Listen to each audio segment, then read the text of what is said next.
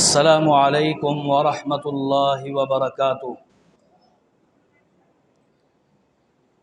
الحمد للہ رب العالمین والعاقبۃ للمتقین والصلاة والسلام علی سید الانبیاء والمرسلین محمد وعلی آلہ واصحابہ ومن تبعهم بإحسان إلى يوم الدين أما بعد فأعوذ بالله من الشيطان الرجيم بسم الله الرحمن الرحيم إنا أنزلناه في ليلة القدر وما أدراك ما ليلة القدر ليلة القدر خير من 1000 شهر تنزل الملائكة والروح فيها بإذن ربهم من كل أمر سلام هي حتى مطلع الفجر رب اشرح لي صدري ويسر لي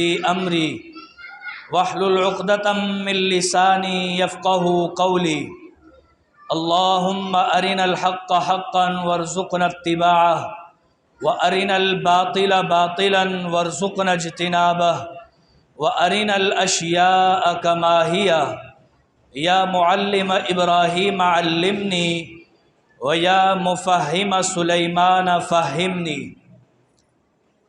ہر قسم کی حمد و ثنا اللہ رب العالمین کے لیے ہے، اور درود و سلام ہو امام الاولین والآخرین خاتم النبیین جناب محمد الرسول اللہ صلی اللہ علیہ وسلم کی ذات اقدس پر، ریت کے ذرات سے زیادہ، سمندر کے قطروں سے زیادہ، درختوں کے پتوں سے زیادہ، اور رب العالمین کی تمام مخلوقات سے زیادہ صلی اللہ علیہ وعلی آلہ وصحبہ وسلم۔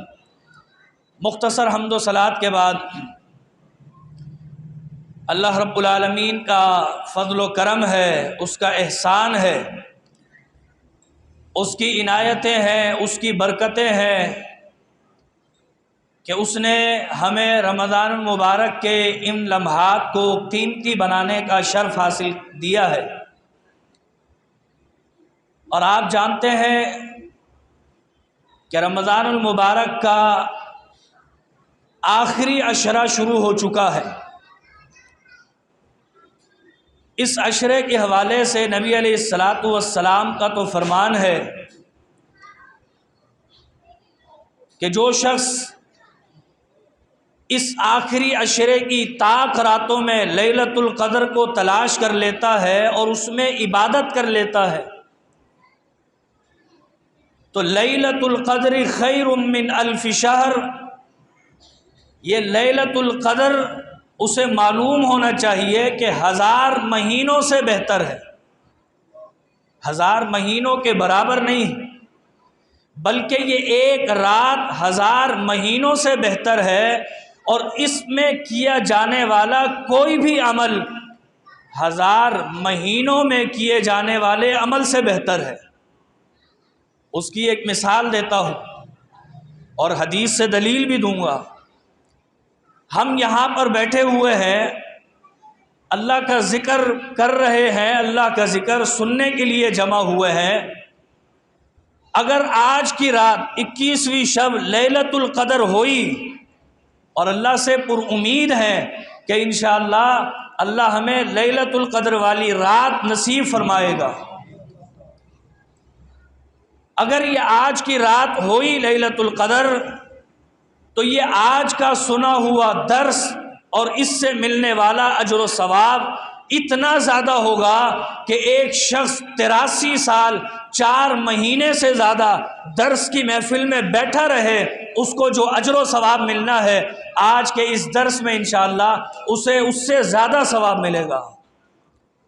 اس لیے کہ نبی علیہ السلام کا فرمان ہے، فرمایا من قام لیلۃ القدر ایمانا و احتسابا، جو شخص لیلۃ القدر میں، لیلۃ القدر والی رات میں اللہ کی رضا کے لیے ایمانا و احتسابا، ثواب کی امید رکھتے ہوئے اور ایمان کی حالت میں قیام کر لیتا ہے، تو غفر لہو ما تقدم من ذنبہ، صحیح بخاری شریف کی روایت ہے، اس کے سابقہ سارے گناہوں کو معاف کر دیا جاتا ہے۔ تو یہ لیلۃ القدر کے قیام کا اجر و ثواب ہے۔ جب قیام کا اجر و ثواب اتنا ہے تو اس میں کیے جانے والے ہر عمل کا اجر و ثواب بہت زیادہ ہے۔ تو انشاءاللہ ہم اس نیت سے بیٹھیں کہ آج کی رات لیلۃ القدر ہو اور اللہ ہمیں اجر و ثواب سے مالا مال فرما دے۔ دوسرا، نبی علیہ السلام کا فرمان صحیح مسلم شریف میں موجود ہے۔ سیدنا ابو ہریرہ رضی اللہ تعالیٰ عنہ فرماتے ہیں کہ مجتمع قوم فی بیت من بیوت اللہ، جو بھی قوم کے لوگ اللہ کے گھروں میں سے کسی گھر میں جمع ہو جاتے ہیں، اور جمع ہونے کا مقصد گپیں لگانا نہیں بلکہ اللہ کا ذکر کرنے کے لیے جمع ہوتے ہیں، تو فرمایا الا حفت علیہم الملائکہ، اللہ اپنے فرشتوں کو بھیج دیتا ہے کہ اے میرے فرشتوں، فلاں میری مسجد میں، فلاں میرے گھر میں میرے بندے جمع ہیں، ان پر اپنے پروں سے سایہ فگن ہو جاؤ۔ وَنَزَلَتْ عَلَيْهِمُ الْمَلَائِكَةُ، فرشتے آ جاتے ہیں، اور حدیث کے الفاظ ہیں نزلت علیہم السکینہ، اللہ انہیں سکون دے دیتا ہے۔ ہم میں سے ہر شخص اس مہنگائی کے دور میں اور پریشانیوں کے دور میں سکون کا متلاشی ہے کہ اللہ دماغی سکون دے دے۔ گھر جاؤ الگ ٹینشن ہے، شاپ پہ جاؤ کاروبار نہیں ہے، کام پہ جاؤ سیلری پوری نہیں ہے، سیلری میں کٹوتی ہو رہی ہے، لوگ بے روزگار ہو رہے ہیں، ایک ٹینشن لگا ہوا ہے۔ فرمایا جب وہ لوگ اللہ کا ذکر کرنے کے لیے کسی گھر میں جمع ہوتے ہیں تو اللہ انہیں چین اور سکون دے دیتا ہے۔ وَذَكَرَهُمُ اللَّهُ فِي مَنْ عِنْدَهُ، اور چوتھی بات، چوتھی فضیلت انہیں یہ ملتی ہے کہ اللہ ان اپنے خاص بندوں کا ذکر اللہ اپنے فرشتوں کی محفل میں فرماتا ہے۔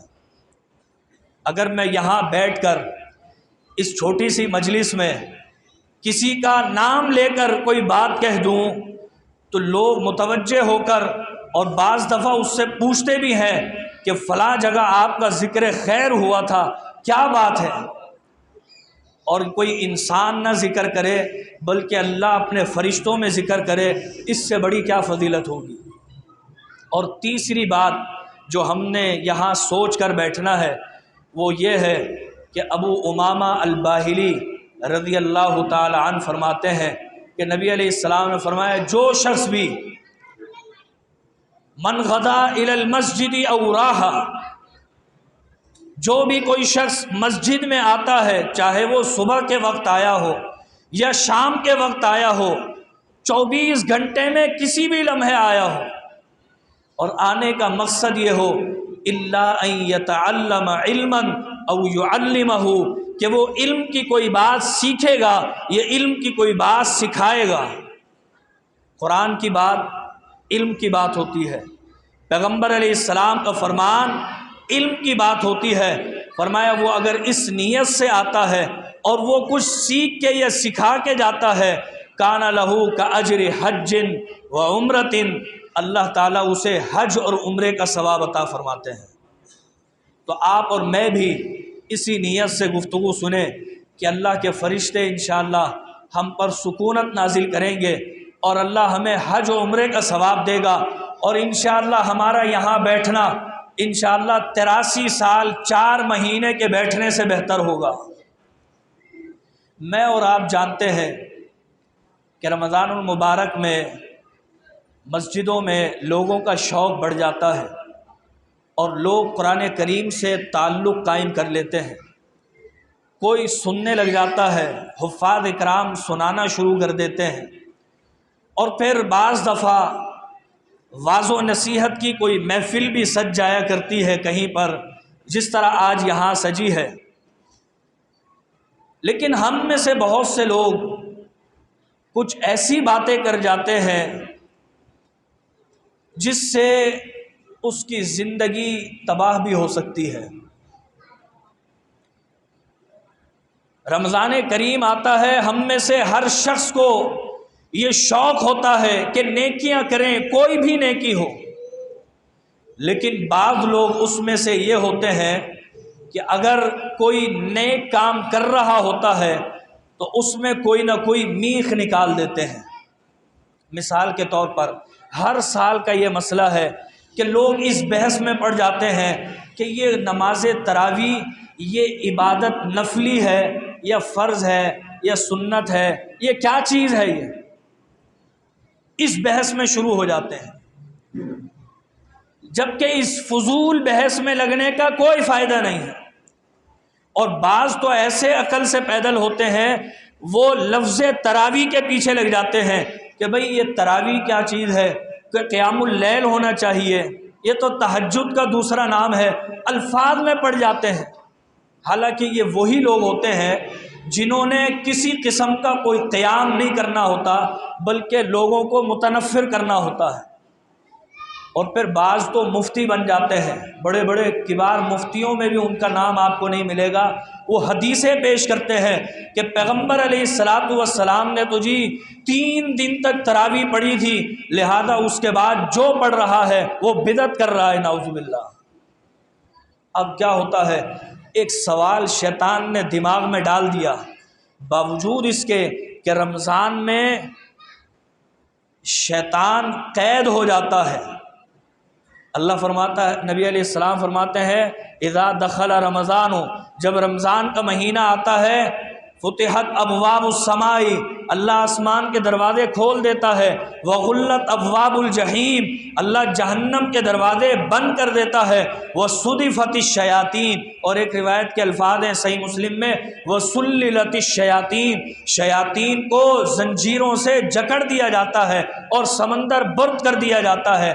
لیکن کیا کریں، آج کا انسان اتنا بڑا شیطان بنا ہوا ہے کہ شاید اس انسان کے وسوسے ابلیس کو آتے ہوں گے۔ کہتے ہیں نبی علیہ السلام نے 3 دن سے زیادہ نہیں پڑھی، لہذا تم بھی نہیں پڑھا کرو۔ وہ یہ نہیں سوچتے کہ نبی علیہ السلام نے تیسرے دن چوتھے دن کیوں نہیں پڑھائی۔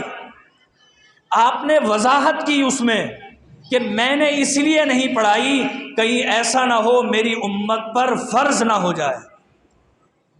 یعنی اس پیغمبر کو یہ بھی گوارا نہیں تھا کہ میری امت پر ایک اور مشقت آ جائے۔ کتنی میں حدیثیں پیش کر سکتا ہوں کہ نبی علیہ السلام نے امت پر مشقت کی وجہ سے وہ کام نہیں کیے، انہیں مستقل اپنانے سے منع کر دیا، خود بھی چھوڑ دیا کہیں یہ امت پر فرض نہ ہو جائے۔ نبی علیہ السلام کی حدیث سنیں، آپ نے فرمایا لولا نشق علی امتی لامرتهم بالسواک ما کل وضوء عند کل صلاۃ، اگر مجھے اس بات کا ڈر نہ ہوتا کہ میری امت مشقت میں پڑ جائے گی، تکلیف میں پڑ جائے گی، تو میں انہیں حکم دیتا کہ یہ ہر نماز سے پہلے مسواک لازمی کیا کریں، ہر وضو کے وقت، وضو اس وقت تک مکمل نہیں ہوگا جب تک مسواک نہ کر لیں۔ لیکن امت پر مشقت کی وجہ سے آپ نے لاگو نہیں کیا۔ کیا اس کا مطلب یہ ہے کہ ہم مسواک نہ کریں، ہم دانتوں کی صفائی نہ کریں؟ دانتوں کی صفائی فرمایا السواک مطہرۃ للفم، یہ منہ کی صفائی کا بھی باعث ہے، ومرضات للرب، رب کی رضامندی کا بھی باعث ہے۔ تو اس حدیث کا مطلب یہ تو نہ ہوا کہ نبی علیہ السلام نے لاگو نہیں کیا مسواک ضروری کرنے کو تو ہم مسواک نہ کریں۔ نبی علیہ السلام نے فرمایا لولا نشق علی امتی لامرتهم بتاخیر العشاء، اگر مجھے اس بات کا ڈر نہ ہوتا کہ میری امت مشقت میں پڑ جائے گی تو میں حکم دیتا کہ عشاء کی نماز دیر سے پڑھا کرو۔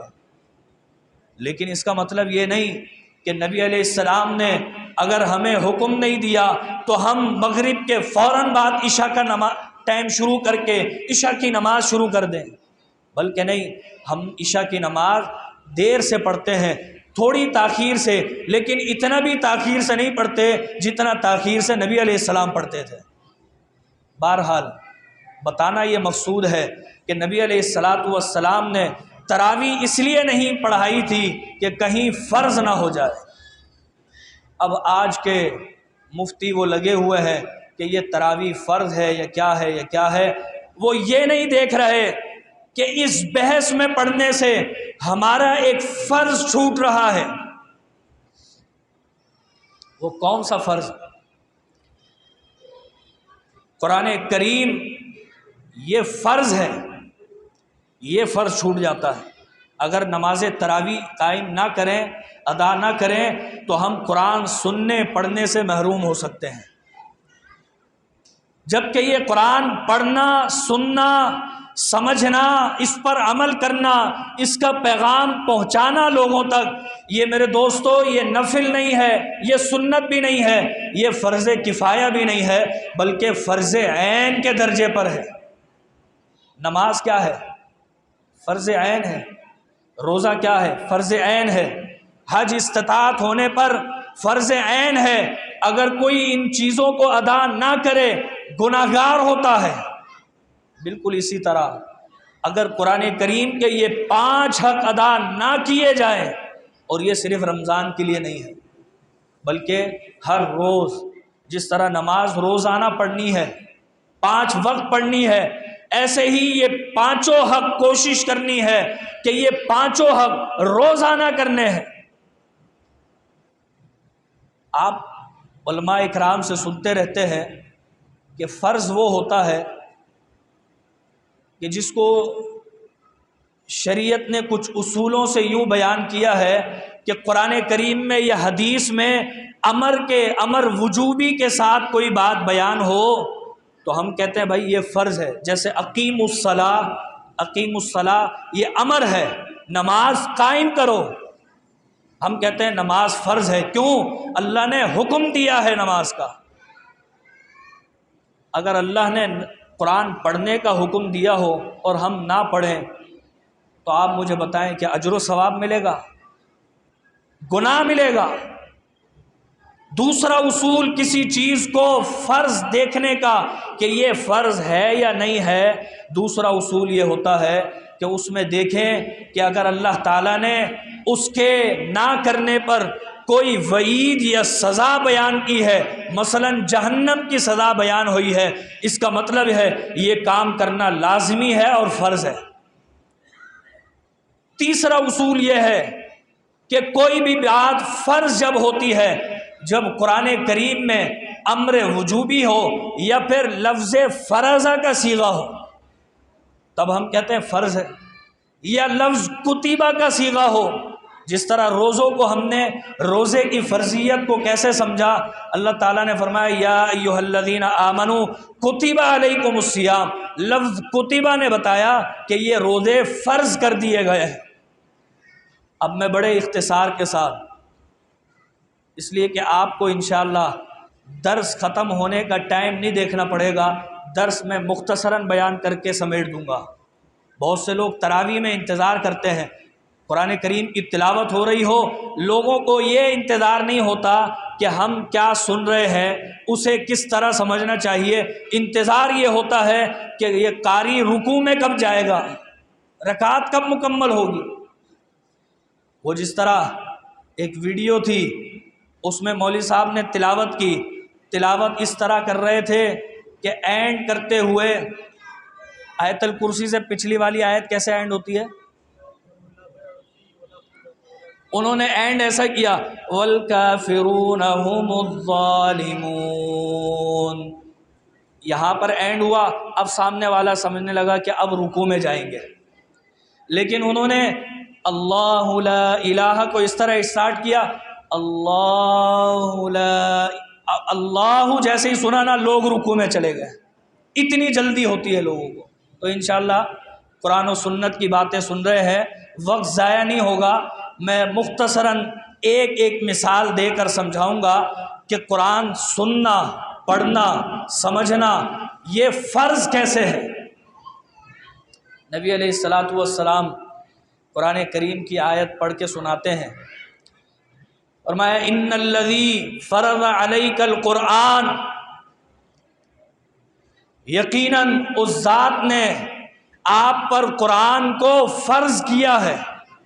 یہ اللہ تعالیٰ نے کسے فرمایا؟ پیارے پیغمبر علیہ السلام کو قرآن آپ پر فرض ہے، لیکن اس کا مطلب یہ نہیں کہ صرف پیارے پیغمبر علیہ السلام پر فرض تھا، بلکہ آپ کے توسط سے ہمیں حکم ہے، آپ کے توسط سے ہم تک یہ پیغام پہنچایا گیا ہے کہ یہ قرآن فرض ہے۔ اب اس کا پڑھنا کیسے فرض ہے؟ میں نے بتایا جب امر وجوبی ہو، امر کا صیغہ، امر میں حکم ہوتا ہے، جب حکم وجوبی طور پر ہو تو اس کا مطلب ہوتا ہے یہ کام لازمی ہے۔ اللہ نے جب پڑھنے کی بات کی، قرآن کی تلاوت کی بات کی، فرمایا اتلو ما اوحی الیک من الکتاب، تلاوت کیجئے اس بات کی جو آپ کی طرف نازل کی گئی ہے، جو آپ کی طرف وحی کی گئی ہے، اس کی تلاوت کریں۔ لفظ اتلو، ہمارے شیخ محترم محبوب الرحمان صاحب بیٹھے ہوئے ہیں، یہ جانتے ہیں کہ اتلو امر کا صیغہ ہے۔ اللہ فرماتا ہے تلاوت کریں، اقرا کا لفظ بھی ہے، پڑھیں۔ یہ قرآن پڑھنا فرض ہے۔ جس قرآن کو ہم پڑھتے ہی نہیں ہیں، اگر کوئی پڑھ رہا ہو تو اسے اس بحث میں الجھا دیتے ہیں کہ یہ تراویح تو سنت ہے، یہ تو نفل ہے، یہ تو یوں ہے، اس کو فرض سے دور کر دیتے ہیں۔ یہ قرآن پڑھنا فرض ہے، اس قرآن کا سننا بھی فرض ہے۔ آپ نے آج تک یہ سنا ہوگا کہ یہ قرآن کریم سننا اجر و ثواب کی بات ہے اور یہ سنت ہے، یہ فرض نہیں ہے۔ سننا بڑا اجر و ثواب ہے، اس لیے کہ اللہ تعالیٰ بھی سنتا تھا اس قرآن کو۔ صحیح بخاری شریف میں روایت ہے ما اذن اللہ لشیء اذن لنبی ان یتغنى بالقرآن، اللہ تعالیٰ کوئی اور بات اتنے غور سے، اتنے انہماک اور توجہ سے نہیں سنتا جتنا پیارے پیغمبر علیہ السلام کی تلاوت کو سنتا ہے۔ نبی علیہ السلام کی تلاوت کو اللہ بھی سنتا تھا۔ قریش مکہ سننے ہی تو نہیں دیتے تھے، کہتے تھے وَإِذَا لا تسمعوا لهذا القرآن، اس قرآن کو سنو نہیں، وَالْغَوْا فِيهِ، جب یہ پڑھا جا رہا ہو تو شور مچا دو، لَعَلَّكُمْ تَغْلِبُونَ، تاکہ تمہاری آواز غالب آ جائے اور قرآن پڑھنے والے کی آواز دب جائے۔ اللہ تعالیٰ نے کیا فرمایا؟ وَإِذَا قُرِئَ الْقُرْآنُ فَاسْتَمِعُوا لَهُ، ان کی بکواس کو چھوڑ دو، شور کرنے کی ضرورت نہیں ہے۔ جب قرآن پڑھا جائے فَاسْتَمِعُوا لَهُ، تو کان لگا کر سنا کرو، وَأَنصِتُوا، خاموشی سے سنا کرو، لَعَلَّكُمْ تُرْحَمُونَ، اس لیے کہ یہ قرآن سننا، اس قرآن کو خاموشی سے سننا تم پر رحمتیں نازل ہونے کا باعث ہوگا۔ اللہ نے اجر بیان کر دیا، کیا ملے گا؟ سننے پر رحمت ملے گی، اور نہ سننے پر وعید بیان کی ہے۔ سورہ ملک کون کون پڑھتا ہے؟ رات کو سوتے ہوئے سورہ ملک کی تلاوت کوئی کرتا ہے؟ مجھے بتائیں ہاتھ کھڑا کر کے۔ ماشاءاللہ بہت سارے ساتھی پڑھتے ہیں، لیکن سورہ ملک سمجھتے نہیں ہیں۔ قرآن کریم سننے کے ساتھ سمجھنا بھی فرض ہے۔ یہ صرف علماء کے لیے ضروری نہیں ہے کہ علماء نے ہی اس کو وقت دینا ہے، یا وہ جو سب سے نکما تو نہیں کہوں گا، بس جو سادہ سا بچہ ہوتا ہے اسی کو قرآن میں لگا دیتے ہیں، اس کو حفظ میں لگا دیا، یہ میٹرک نہیں کر پایا تھا، اس کو جو ہے درس نظامی کے کورس میں لگا دیا، اس نے جو ہے نا اچھے مارکس نہیں لایا تھا یہ اسکول میں، یعنی یوں کہہ دیں جو سب سے ڈل بچہ ہوتا ہے اس کو اس میں لگا دیتے ہیں۔ یہ قرآن سمجھنا ہر انسان پر فرض ہے، اس لیے کہ میں نے آپ کو بتایا کسی چیز کی فرضیت اگر سمجھنی ہو تو یوں سمجھا کرتے ہیں کہ اگر اس کی وعید بیان ہوئی ہے، اس پر جہنم کا کوئی عذاب بیان ہوا ہے، تو سمجھ جائیں کہ اس کے نہ کرنے پر جہنم ہے اور کرنے پر جنت ہے، تو یہ فرض ہوتا ہے۔ اللہ تعالیٰ سورہ ملک میں کیا فرماتے ہیں؟ جب وہ کافر لوگ جہنم میں چلے جائیں گے تو وہ جہنم ایسا ہوگا کہ وہ پھٹ جائے گی، اتنی دہشت ہوگی اس میں۔ اور اللہ فرماتا ہے کلما القی فیہا فوج، جب لوگوں کو ڈالا جائے گا، جتھے کے جتھے ڈالے جائیں گے۔ جتھے کے جتھے کیسے ہوں گے؟ وہ ایسے ہی ہوں گے جو قرآن سننے کی بھی زحمت نہیں کرتے ہوں گے۔ فوج سألہم خزنتها، جب ان جہنمیوں کو جتھوں کی صورت میں فوج در فوج جہنم میں پھینکا جائے گا تو اللہ کے فرشتے، وہ جہنم کے داروغے، وہ پوچھیں گے سألہم خزنتها الم یاتکم نذیر، یہ تو بتاؤ کیا تمہارے پاس کوئی آگاہ کرنے والا، کوئی بتانے والا نہیں آیا تھا؟ قالو، وہ سب کہیں گے، وہ جہنمی کہیں گے لو کننا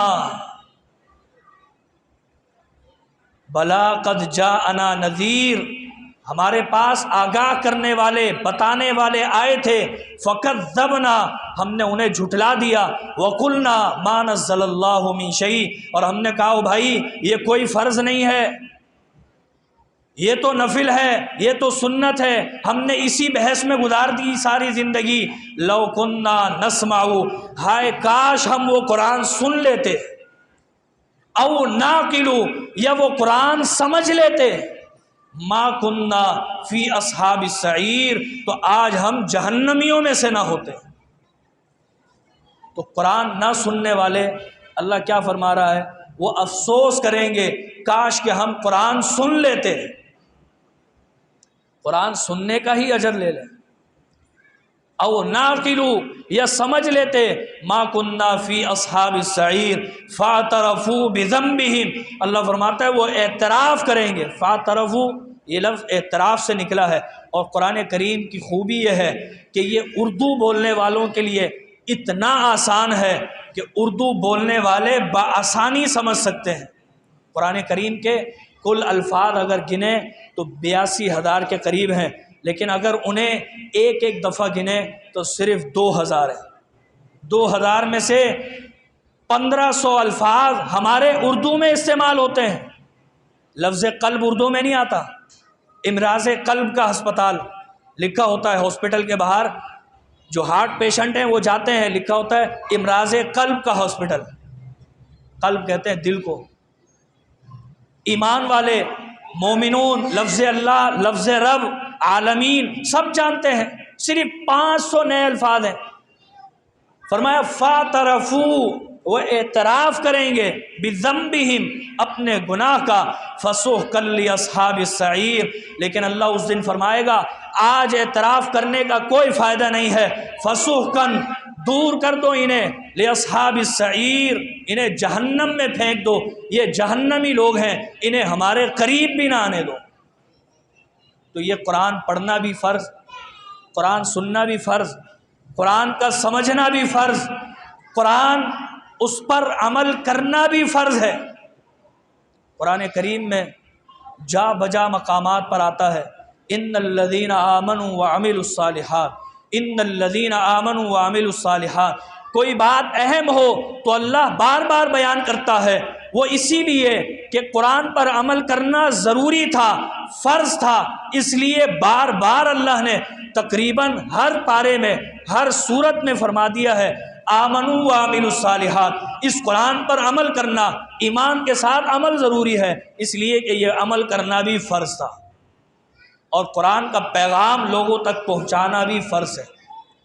ہم میں سے بہت سے لوگ ہیں قرآن کریم کی کچھ تعلیمات جانتے بھی ہیں، لیکن اگر کوئی غلط کام کر رہا ہو کہتے ہیں میاں ہمیں کیا کرنے دو، حالانکہ اللہ تعالیٰ نے امر کے سیغے سے بیان کیا ہے، فرمایا یا ایھا الرسول بلغ ما انزل الیک من ربک، اے رسول علیہ السلام جو وحی، جو کتاب آپ کی طرف نازل کی گئی ہے اسے بیان کیجئے، بلغ، پہنچا دیجئے۔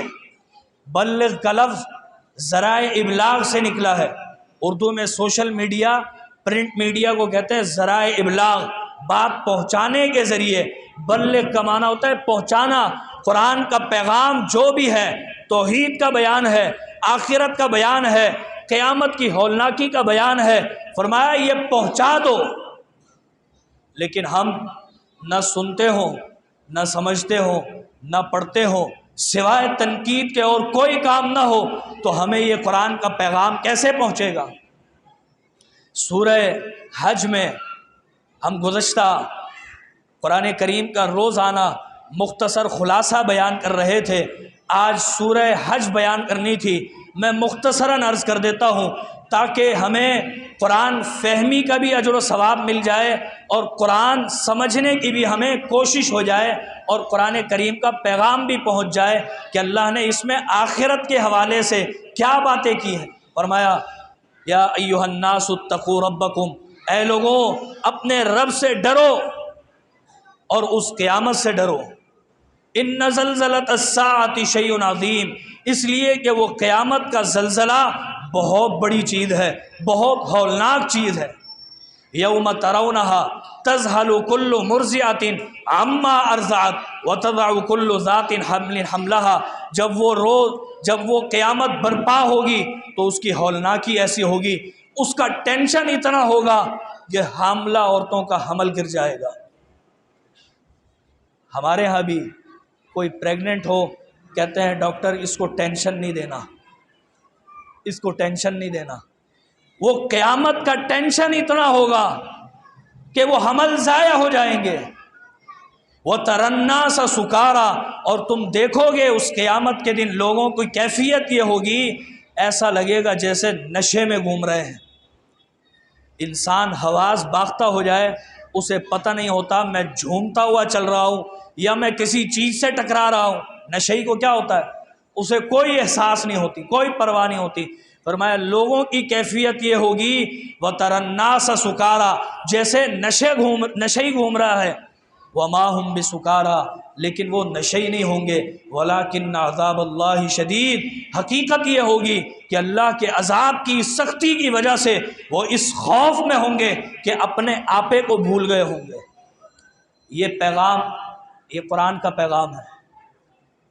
یہ جب ملے گا جب ہم قرآن کریم کو سیکھنے کی کوشش کریں گے، قرآن کے درس میں ترجمہ کلاس میں بیٹھیں گے، کوئی بات سمجھ میں نہیں آتی کسی سے پوچھ لیں گے۔ آج کے یہ بڑے بڑے مسائل، یہ فتنے، یہ جو مسلکی اختلافات ہیں، قرآن نے اس کو بیان کیا ہے۔ اللہ تعالیٰ فرماتا ہے اگر اللہ تعالیٰ ان لوگوں کو دور نہ کرتا ایک دوسرے سے، ہر ایک کو اللہ نے باؤنڈری بتا دی، تم اللہ کے ماننے والے ہو، اللہ کی عبادت کرو، دوسروں کے معبود کو کچھ نہ کہو، دوسروں کی اصلاح کرنی ہے تو اس کے عمل کی نشاندہی کرو۔ فرمایا لا تسبوا الذین یدعون من دون اللہ فیسبوا اللہ عدوا بغیر علم، دوسروں کی پرواہ نہ کرو، دوسروں کے معبودوں کو گالی نہ دو، فیسب اللہ، وہ تمہارے معبود کو گالی دیں گے۔ آج کا انسان سمجھتا ہی نہیں ہے، بس بیٹھ جاتا ہے فلاں کے مندر کی یوں، فلاں عیسائیوں کے چرچ میں یوں، اور ہندوؤں کے معبد میں یوں، دھماکے کر دو، یہ کر دو، وہ کر دو۔ یہ قرآن کی تعلیم نہیں ہے۔ قرآن کہتا ہے توحید کا پیغام پہنچاؤ بڑی صفائی کے ساتھ۔ اللہ نے فرمایا ادعو الی سبیل ربک بالحکمہ والموعظۃ الحسنہ، موعظہ حسنہ کہتا ہے نصیحت کو۔ کوئی باپ اپنے بیٹے کو نصیحت کر رہا ہو تو نصیحت کیسے کرتے ہیں؟ بیٹا دیکھنا ایسے ہوتا ہے، یہ کام بیٹا غلط ہوتا ہے، یہ اچھے لوگ ایسا نہیں کرتے، یا ایسا ہوتا ہے ایسا نہیں کرنا۔ بڑی ترتیب سے نصیحت ہوتی ہے۔ قرآن میں انداز ہے باپ کے بیٹے کی نصیحت، بیٹے نے باپ کو نصیحت کیسے کی؟ باپ بیٹے کو نصیحت کرتا ہے یا بنیا، یا بنیا، اے میرے لختے جگر، اے میرے بیٹے۔ اور بیٹا اپنے باپ کو، ابراہیم علیہ السلام اپنے باپ کو نصیحت کیسے کرتے ہیں؟ یا ابتی، اے ابا جان، اے ابا جان ایسے کر لیں، اے ابا جان شرک نہ کریں۔ قرآن ہمیں سکھا رہا ہے اور ہمیں وہ اصول ہی پتہ نہیں ہے۔ آج جو یہ مسائل کھڑے ہوئے ہیں اللہ نے بیان کر دیے، فرمایا اگر ان کو دور نہ کیا جاتا یہ باؤنڈریز بتا کر، لہدم الصوامع وبیع وصلوات ومساجد یذکر فیہا اسم اللہ کثیرا، تو یہ جذباتی لوگ عیسائیوں کی اس چھپر کو اڑا دیتے، یہودیوں کے معبد گرا دیتے، عیسائیوں کے چرچ تباہ کر دیتے، اور آپس میں لڑنے کا نتیجہ یہ ہوتا جب یہ مسلمان ان کے چرچ تباہ کرتے، نتیجے میں وہ لوگ ان کی مساجد تباہ کر دیتے۔ وَمَسَاجِدُ يُذْكَرُ فِيهَا اسْمُ اللَّهِ كَثِيرًا، ان مسجدوں میں تو اللہ کا ذکر ہوتا ہے، تو اللہ نے تو پہلے سے بیان کر دیا، لیکن ہم نے اس قرآن کو چھوڑ دیا ہے۔ میرے دوستو بزرگوں، آج یہ تہیہ کر کے اٹھے کہ ہم نے روزانہ یہ معمول بنانا ہے۔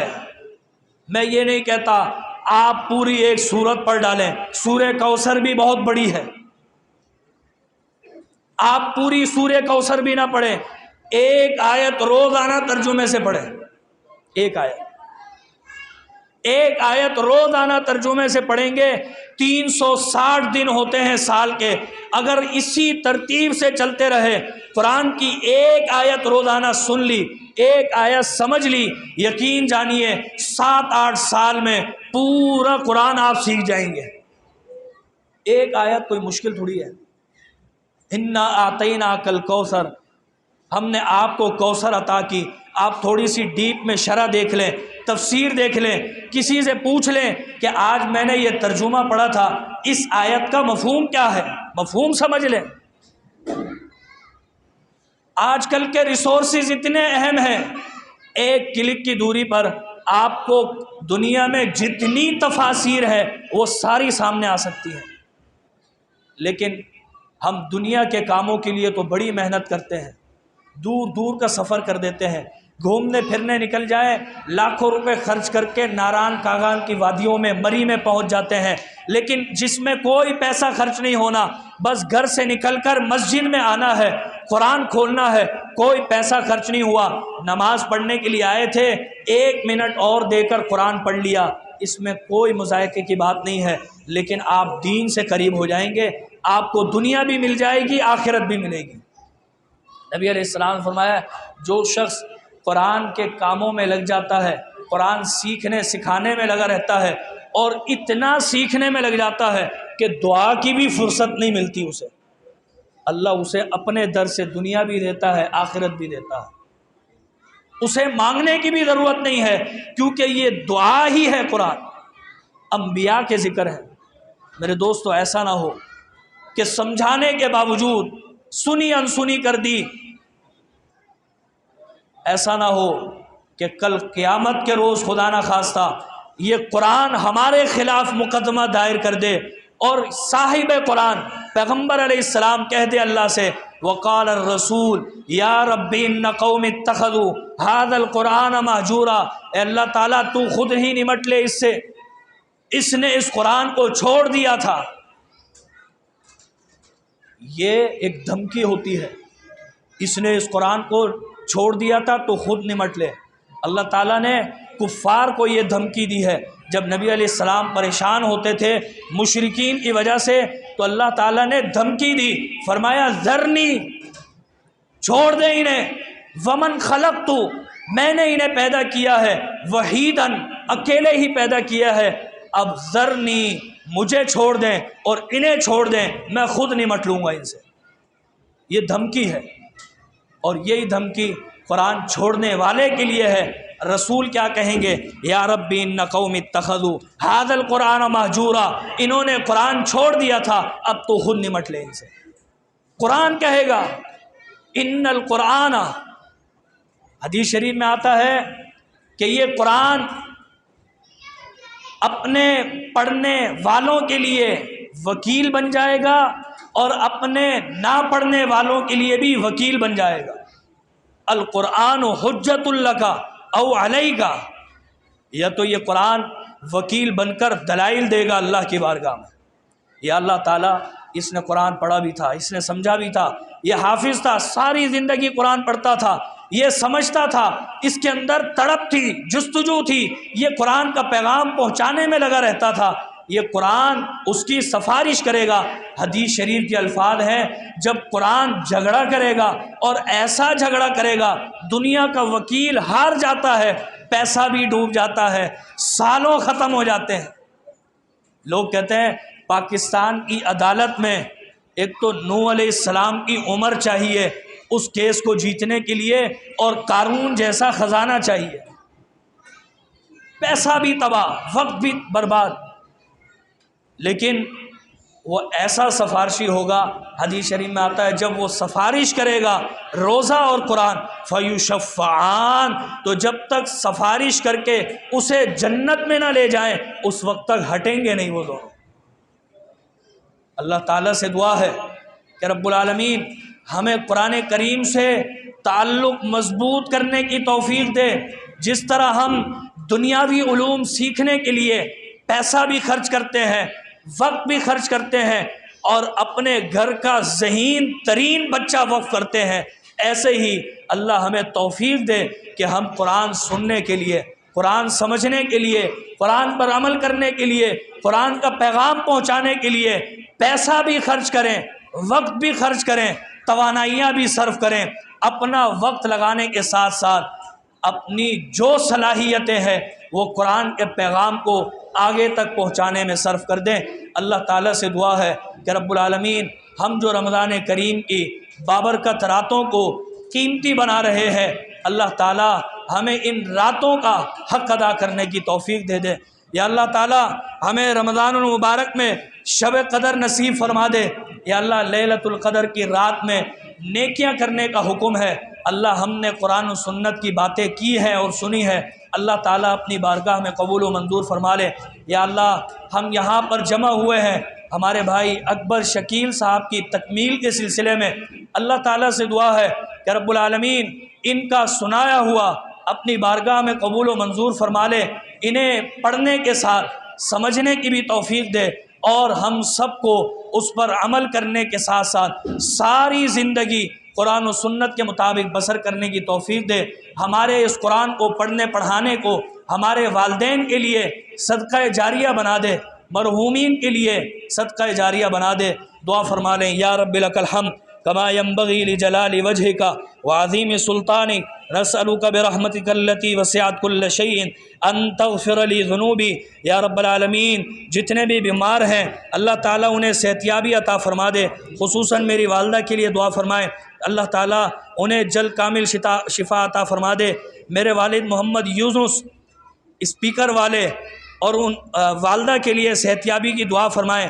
اشرف اکرم اور اظہر صاحب کی دعائے مغفرت کے لیے دعا کی درخواست ہے۔ شیخ آفتاب احمد کے لیے، آفتاب اور عمران کے لیے دعائے مغفرت کی درخواست ہے، اور جتنے بھی بھائی موسیٰ کے لیے اور بھائی سمی کے لیے، اور جتنے بھی مسلمان مریض جہاں کہیں بھی گھروں میں اسپتالوں میں بیمار ہے، اللہ تعالیٰ سے دعا فرمائے رب العالمین ان تمام مسلمان مریضوں کو جنہوں نے دعا کے لیے کہا ہے یا کہنا چاہتے تھے یا کہہ دیا ہے، اللہ تعالیٰ ان تمام مسلمانوں کو شفائے کاملہ عاجلہ نصیب فرما دے۔ یا رب العالمین جتنے بھی مرحومین ایمان کی حالت میں اس دنیا سے رخصت ہو گئے ہیں، اللہ تعالیٰ ان کی بخشش و مغفرت فرما دے، انہیں اعلیٰ علیین میں جگہ عطا فرما دے۔ یا رب العالمین جنت الفردوس کو ان کا ٹھکانہ بنا دے۔ یا رب العالمین قبر کی، حشر کی ہولناکیوں سے، اندھیرے پن سے انہیں محفوظ فرما دے۔ یا اللہ جنت کی کھڑکی کھول دے، مرحومین کی قبر میں جنت کا بچھونا بچھا دے۔ یا اللہ تعالیٰ جنت کی ہوائیں چلا دے۔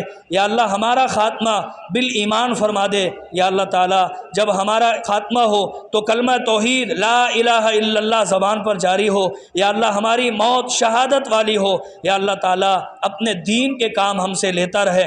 یا اللہ جو ہم کام کر رہے ہیں اللہ تعالیٰ انہیں اپنی رحمت کاملہ سے شرف قبولیت عطا فرما دے۔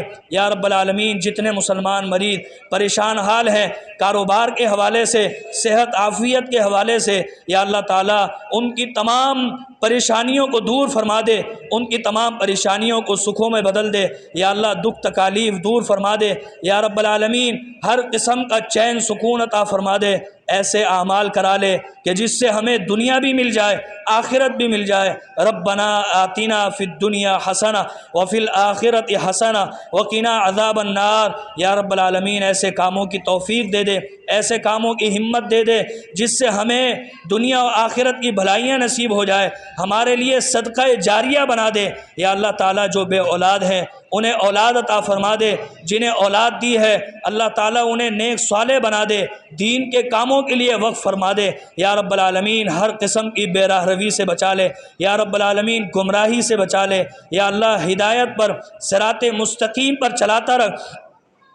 یا اللہ تعالیٰ جو مانگا ہے وہ بھی عطا فرما دے، جو نہیں مانگا یا اللہ ہمیں مانگنا نہیں آتا یا اللہ بن مانگے عطا فرما دے، اس لیے کہ تو وہاب ہے، انک انت الوہاب، تو بن مانگے بھی دے دیتا ہے۔ یا اللہ تعالیٰ ہم تیرے سامنے التجائیں کر رہے ہیں، تیرے سامنے عاجزی انکساری کے ساتھ ہاتھ پھیلائے ہوئے ہیں۔ یا اللہ جیسے ایک بھکاری ہاتھ پھیلا لیتا ہے، یا اللہ تعالیٰ ہم بھی تیرے در کے بھکاری ہیں۔ تو نے خود قرآن میں کہا ہے یا ایھا الناس انتم الفقراء الی اللہ، اے لوگو تم سب اللہ کے فقیر ہو، اللہ کے در کے بھکاری ہو۔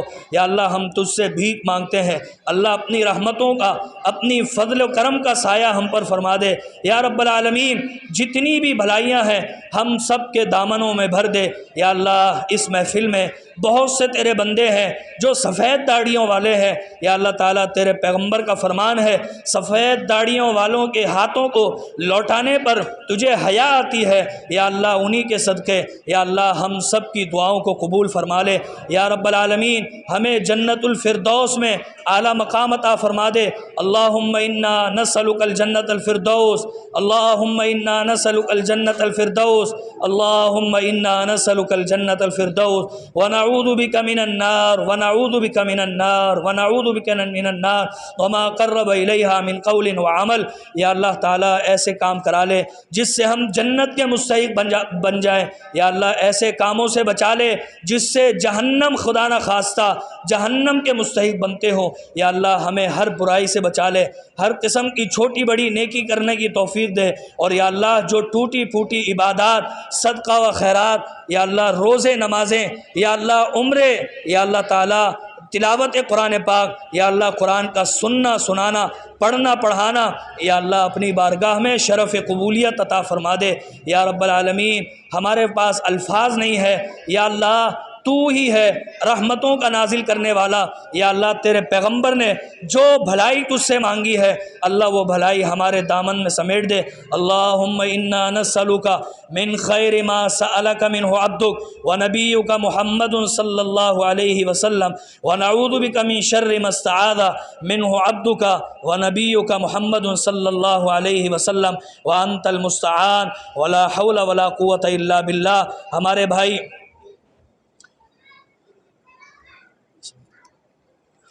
حافظ صاحب کا نام، ہمارے بھائی اکبر شکیل صاحب کے لیے بھی دعا فرمائے، ان کے والدین کے لیے، ان کے دادا دادی نانا نانی کے لیے بھی دعا فرمائے، میرے اور آپ کے دادا دادی، میرے اور آپ کے نانا نانی کے لیے بھی دعا کریں۔ اللہ تعالیٰ اور جو ان میں سے جو مرحوم ہو گئے ہیں اللہ ان کی مغفرت فرما دے، اور جو حیات ہیں اللہ انہیں صحت کاملہ عاجلہ والی، صحت والی، تندرستی والی، ایمان کی سلامتی والی زندگی عطا فرما دے۔